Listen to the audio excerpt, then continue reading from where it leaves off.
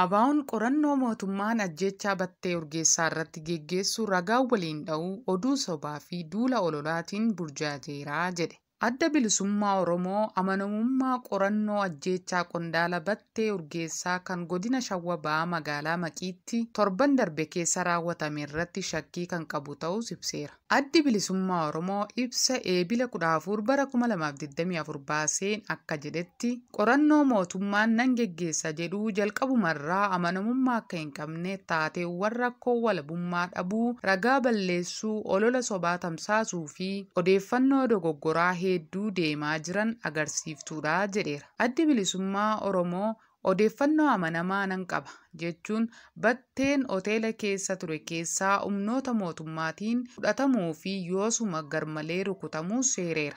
Namoonni wanta mudatee raagessuu danda'an kan akka eegduu hoteelaa fi waardiyyaa kan reeffa Battee halkan tiksaa bulan mootummaatiin butamuu fi dhabamsiifamuun isaanii ragaa dhabamsiisuudhaafis jedheera. Mootummaan naannoo Oromiyaa ibsa roobii darbe baaseen adeemsi ajjeechaa Battee mootummaa waliin walqabsiisuuf taasifamu fudhatama hin qabu jedhee ture. Batteen namoota eenyummaan isaanii hin beekamneen ajjeefame jechuun eenyunuyyuu ta'u gochaan raawwatame gonkumaa fudhatama hin qabus jedheera. ABO'n ibsa kanaan namoonni dhuunfaa fi gareen mootummaa naannoo Oromiyaa fi paartiin badhaadhinaa waliin hidhata qaban ajjeechaa kana maatii Batteetti walqabsiisuu yaaduu jedheera. Miseensi maatii Battee humnoota tikaa waliin tumsuun harkasaa duubatti hidhuun konkolaataarra baasee iddoo fagoo geessee yeroo humnoonni tikaa kunneen rasaasa 11 rukutan ni daawwata jechuun waan hin fakkaannedha. Ajjeefamuu Battee Urgeessaatiin walqabatee obboleessa Battee Urgeessaa